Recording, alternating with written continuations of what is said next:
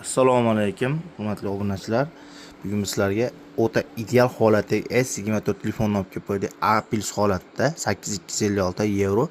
Ikkala mekasini yeyotgan holatda. Ishlashlari ham chotki, narxini 485 dollarga. Xo'p, o'ta kuchli flagman narxiga arziydigan Samsung Galaxy Note 9 modellarimiz olib kelib qo'ydik. 1.550 ming so'mdan tanlab olishga 628 talik bo'ladi. Kamera fon, mikrofonga ishlataman deganlari Huawei Pure 70 telefon olib keldik. Umuman qotmaydi, netmaydi. Kameralar o'ta dahshat olib beradi. Narxini 370 dollar qilib beramiz. Redmi Note 14 Pro Plus 5 modelimiz korobka dokumentlar bor holatda, xotiralari ham 8256 talik. 14 Pro modelimizni 255 dollar qilib beramiz. Xiaomi'dan kuchliroq model so'raganlarga Xiaomi 13 Pro modelini olib kelib qo'ydik. Holatlari ko'ribsizlar, holatlar tiniq holatda, ishlashlari chotki bo'ladi.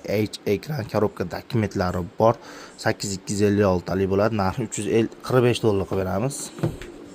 Xo'p, davrning eng kuchli telefonlardan biri hisoblangan. Haligacha hozir chiqqan modellardan Samsung Galaxy A16, A17 lardan bemalol yaxshi ishlaydigan flagman modelimiz Samsung Galaxy A90 modelimiz. Buni ham holatlari yaxshi holatda 628 talik bo'ladi. Ishlashlari chotki, narxi 1.550 ming so'mga.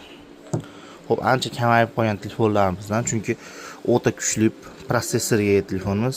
Samsung Galaxy Note 20 Ultra ni yevro varianti, holati yaxshi holatda.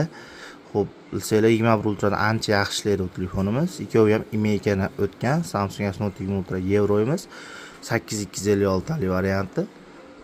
Xo'p, narxini sizlarga 310 dollar qilib beramiz.